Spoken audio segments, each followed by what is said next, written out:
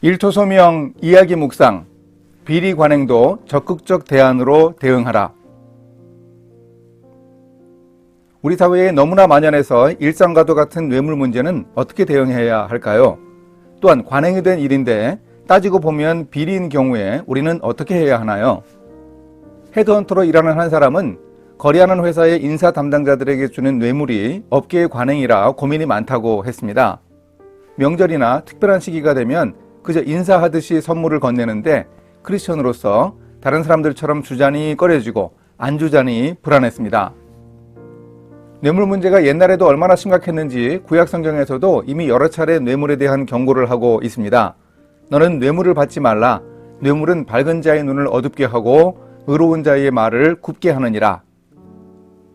하나님이 뇌물을 받지 않으시는 분이십니다. 그리고 성경에서 뇌물 수수를 금지하는 명령은 매우 자주 반복됩니다. 흔히 말하는 대로 뇌물인지 선물인지 구분이 쉽지도 않지만 간단히 정리할 수 있는 뇌물의 정의는 있습니다. 그것을 주거나 받고 밤에 잠을 이루지 못한다거나 혹시 그 사실이 알려져 언론에 보도되면 곤란하다고 느껴지는 것은 뇌물이 틀림없습니다. 당연히 당사자가 가장 잘 압니다. 그래서 미국의 한 기업은 언론에 보도된다면 거리끼지 않는가라는 질문으로 뇌물을 규정합니다. 오늘날에도 수십억 원의 뇌물이 오가는 화나는 이야기를 언론 보도로 쉽게 접하지만 우리의 일터 현장에서도 수시로 겪을 수 있는 문제입니다. 뇌물을 주고받으면 안 된다는 걸 모르지 않는데 실천하기가 우리의 숙제입니다.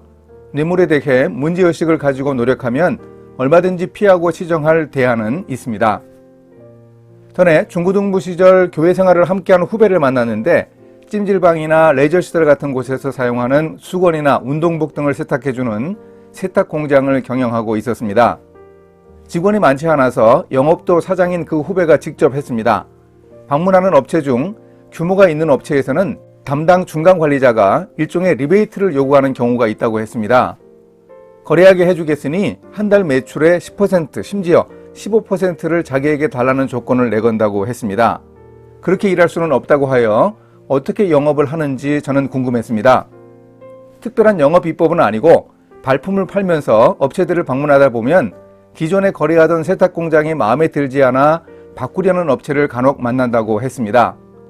뒷돈을 주면 단가를 높게 계산해 주니 안정적으로 거래할 수 있는데 제대로 크리스천답게 일하려고 하니 몸이 힘들고 일이 어려운 전혀 새로울 것도 없는 발품 영업이었습니다. 그런데 얼마나 떳떳하고 멋집니까? 저는 그 후배가 참 고맙고 자랑스러웠습니다. 비리 관행 속에서 크리스천답게 일하는 대안 하나를 보여주었습니다. 오래전입니다만 한 유통회사에 설교를 하러 갔다가 예배 후 대관 업무를 하며 어려움을 겪은 이야기를 들었습니다. 매장 증축 허가를 받으려고 노력했지만 사소한 트집을 잡으며 허가를 보류하는 민원 담당 직원 때문에 고생했습니다. 수정하여 새로 마련해 오라는 서류를 가지고 두 번째 갔는데도 또 새로운 이야기를 하는 것을 보고는 느낌이 왔습니다. 인사를 해야 하는 것을 모르지 않았습니다. 그런데 크리스천으로서 그런 방법으로 일하고 싶지 않아 간절히 기도했습니다. 세 번째 찾아가도 서류에 하자가 있다고 하니 너무 화가 나고 답답했습니다. 그런데 갑자기 그 직원이 자기의 군대 생활 이야기를 했습니다.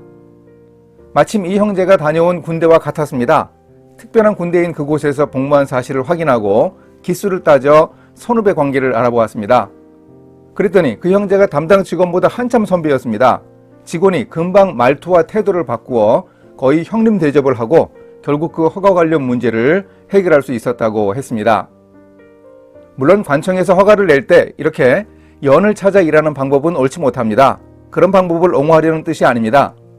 그러나 다른 사람들이 흔히 하듯이 그저 적당히 처리하지 않고 크리스천의 가치를 보여주려고 고민했던 노력이 귀합니다. 그 이야기를 들으며 저는 목사의 입장에서 그 형제가 너무나 고마웠고 군대에 대해서 먼저 질문을 했느냐고 물어봤더니 아니라고 했습니다. 하나님께서 그의 고민과 기도를 들으시고 일할 때 구체적으로 인도해 주셨습니다. 담당 직원이 갑자기 군대 이야기를 왜 하겠습니까? 물론 이런 방법이 늘 최선이라고 할 수는 없습니다. 하지만 차선의 해결 방법일 수는 있습니다. 최선을 다할 수 없다고 쉽게 포기하지 말아야 합니다. 우리의 일터 현장에는 최악을 피하기 위해 차악을 택하는 안타까운 선택을 해야 하는 상황도 종종 있습니다. 물론 그런 결정으로 인한 부작용에 대해서는 내가 책임지겠다는 자세가 필요합니다. 고육지책을 통해서도 우리는 하나님의 영광을 세상에 드러낼 수 있다는 점을 기억해야 합니다. 함께 기도하십니다.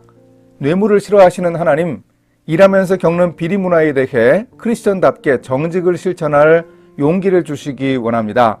시험 당할 때 피할 길을 주시는 하나님을 의지하며 적극적이고 바람직한 대안을 찾도록 주님이 함께하여 주소서.